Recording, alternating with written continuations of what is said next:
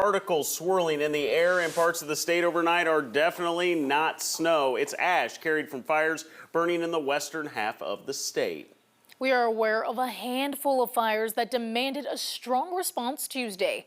One near Herndon is no longer a threat to the city. Flames near Garden City were expected to burn throughout the night.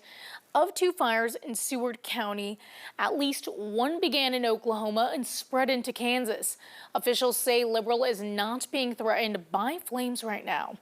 The Ranger Road fire, the largest of the day, also crossed the Oklahoma state line and burned into Clark and Comanche counties.